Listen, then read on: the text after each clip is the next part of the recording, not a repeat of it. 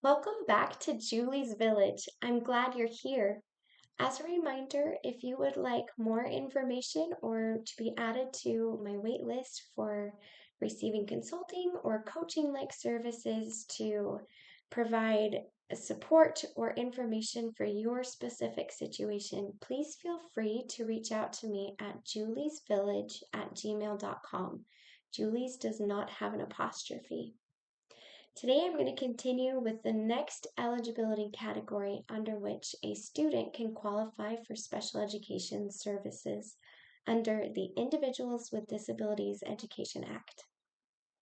I'm taking this information from the Idaho Special Education Manual, and while states can vary criteria can vary from state to state, for the most part they're pretty similar across the nation. This category is probably the most involved category at the school level. This category is the specific learning disability category.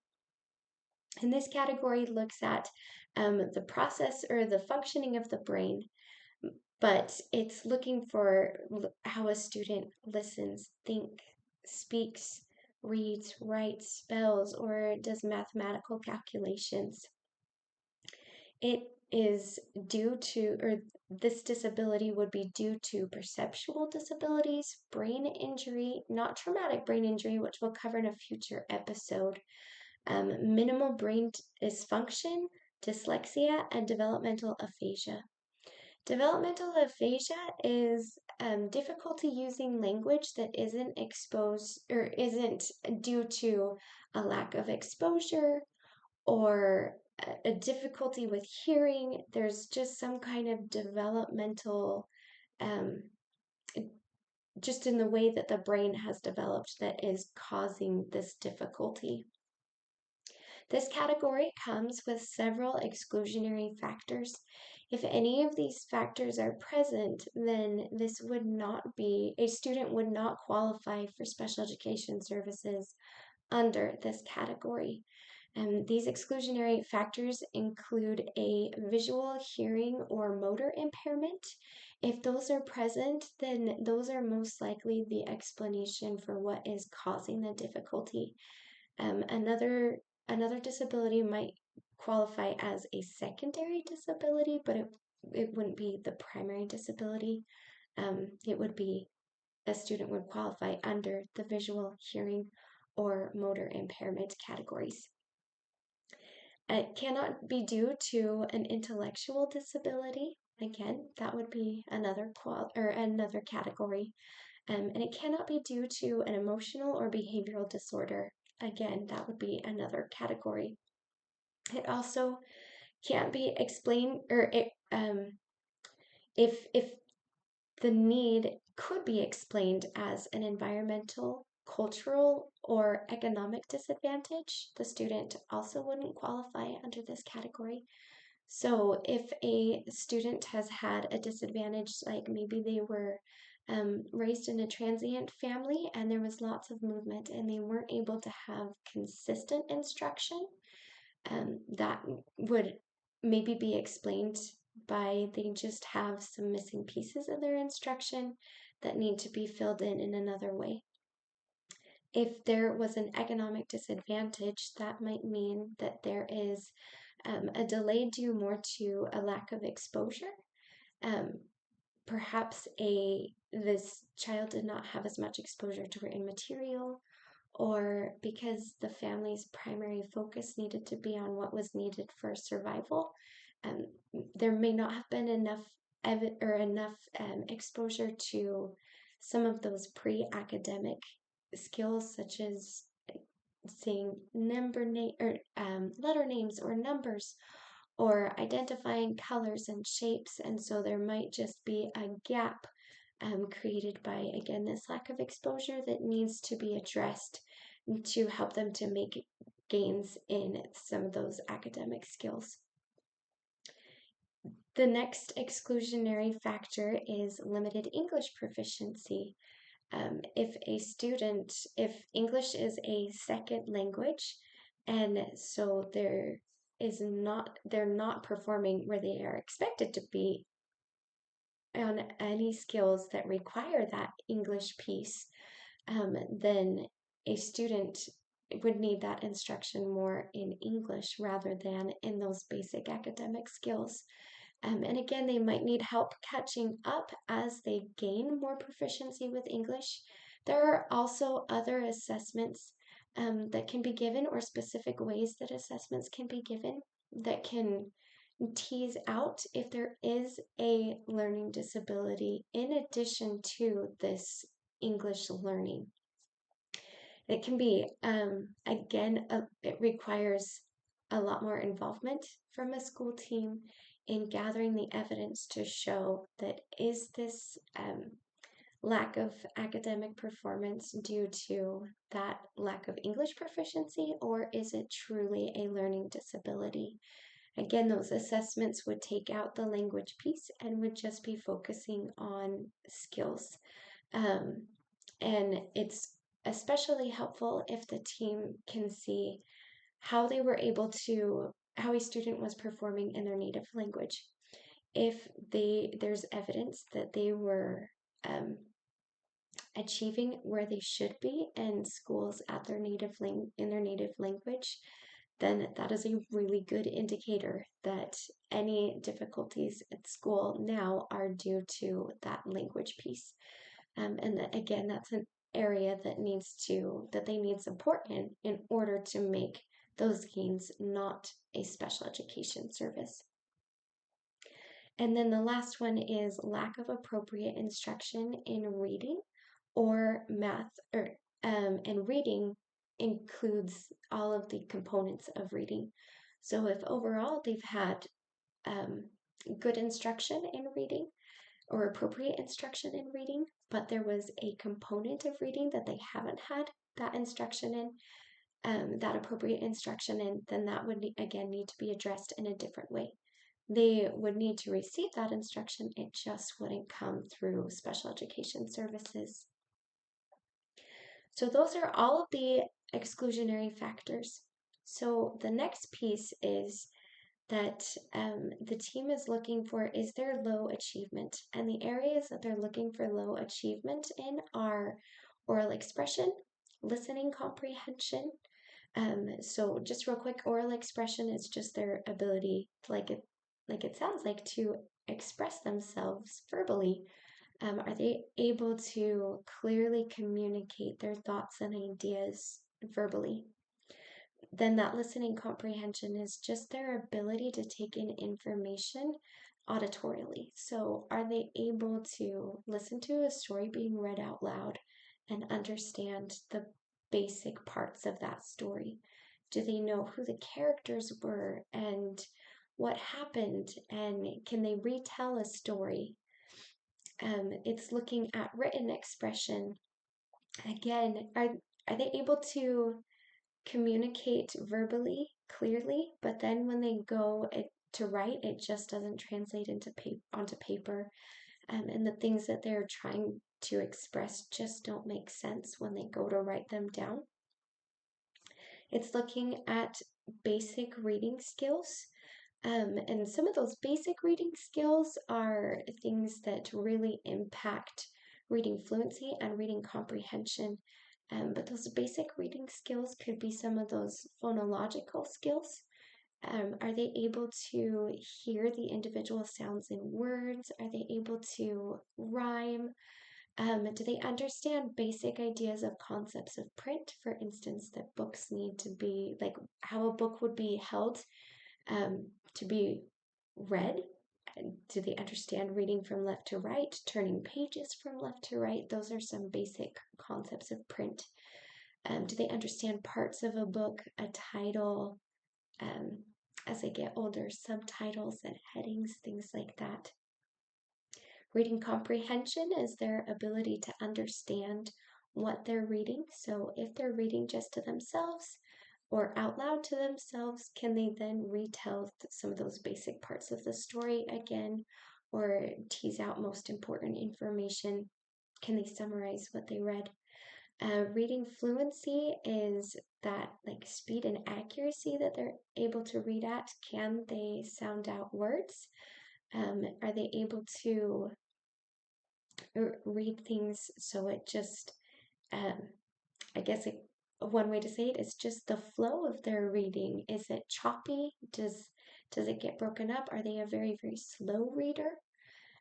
Those can be oftentimes those reading fluency skills, and some of those basic reading skills can be warning signs that dyslexia is a concern.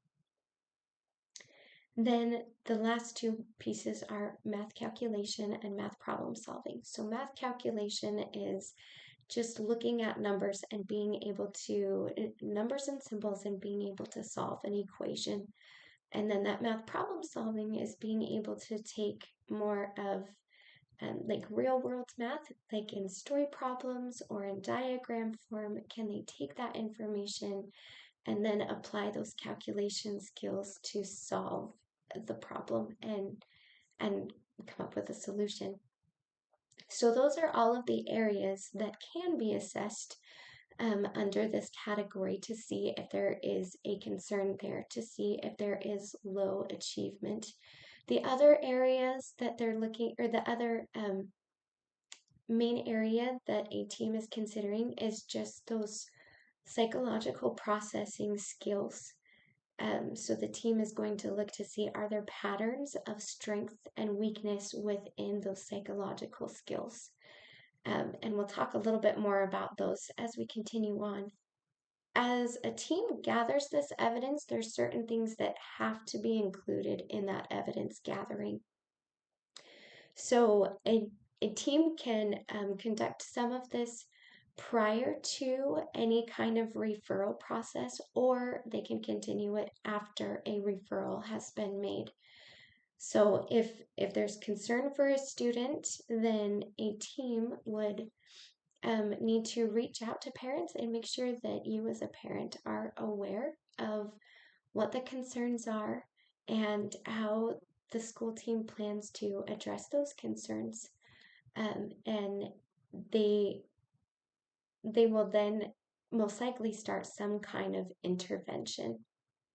So as the team is starting this process again, they're going to put into place some kind of intervention, and at some point, either prior to a referral or after a referral, they are going to need to get your permission to conduct some kind of observation. Once a referral has made, an observation has to be completed, either using a previous observation that was already made or completing an observation at this point in each of the areas that they're of concern. So when a student is receiving instruction in that area of concern, a team member is just going to go in and observe to see how are they responding. Do we see evidence that they are able to take in that instruction and then doing their best to apply it, and they are still struggling? Or during that time, is there evidence that they're struggling to take in that information? They're struggling to attend to the teacher, or struggling to, again, apply what they're learning. As the team collects this information, so after that referral has been made, they're either going to use that observation or they're going to conduct new observations, and then they're going to do a battery of assessments. Oftentimes, a speech language pathologist is a part of this team to see if there are language skills impacting a student's ability to take in educational information. But the team is also going to include academic assessments, and they're going to include psychological assessments. And during this time, a student, if they haven't already been, they will certainly be receiving some kind of intervention at this time.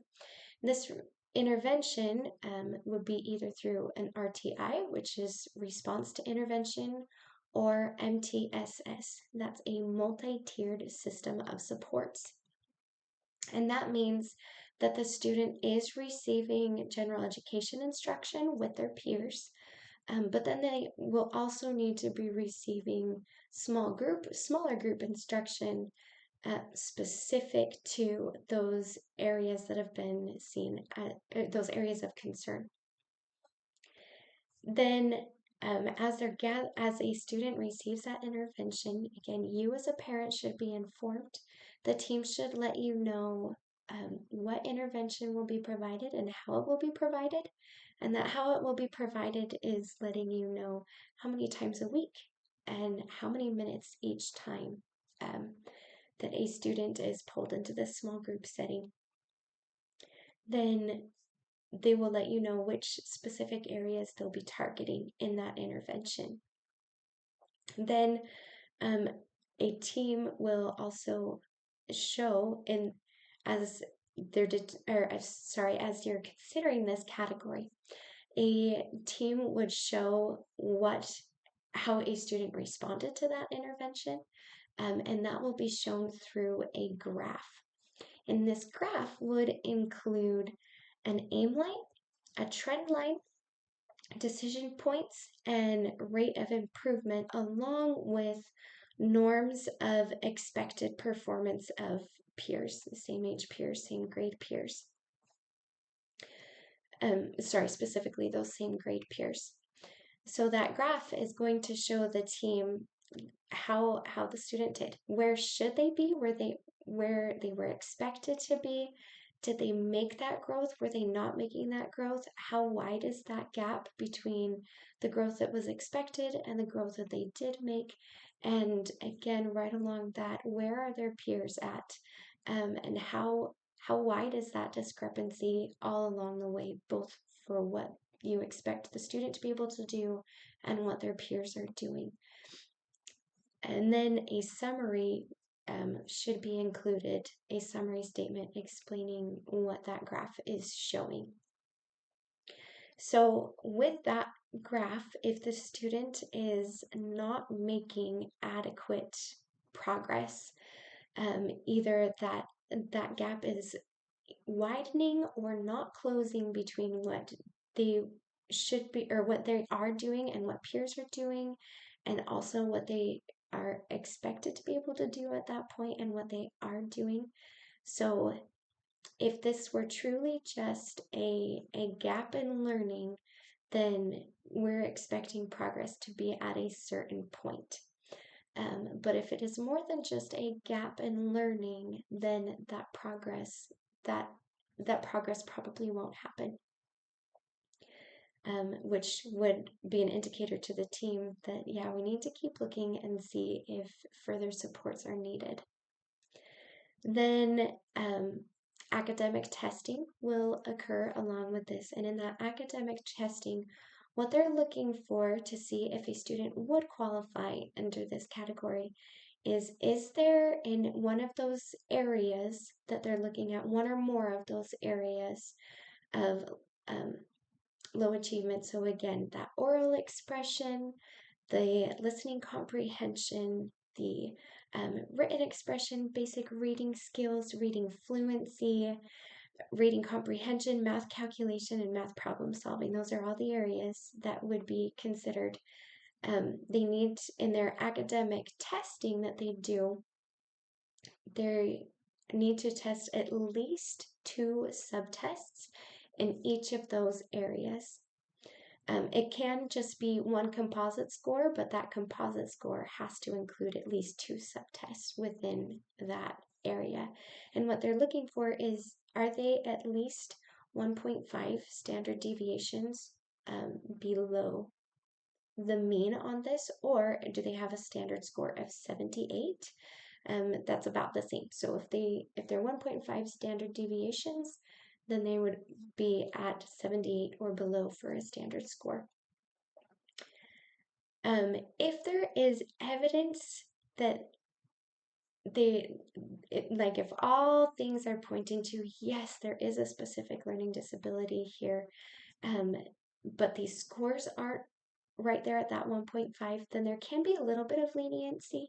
So again, if there's enough evidence in other areas that something is going on, then the team could still consider a student eligible under this category if they are only 1 standard deviation or have a standard score of 85, again, if there's sufficient evidence in other areas that there's a concern.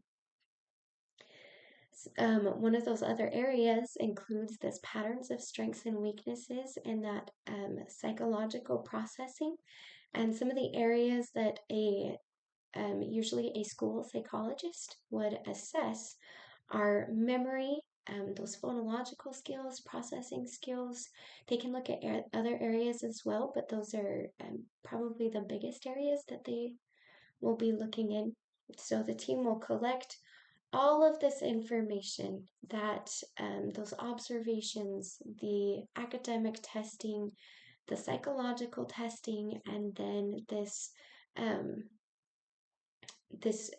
evidence of how they responded to interventions in that graph form with the summary statement. And the team will present all of that at the time of this eligibility determination. And as the team looks at that, if they can see, yes, there is evidence of some kind of specific learning disability, most likely, if that answer is yes, then the next two answers are also going to be yes.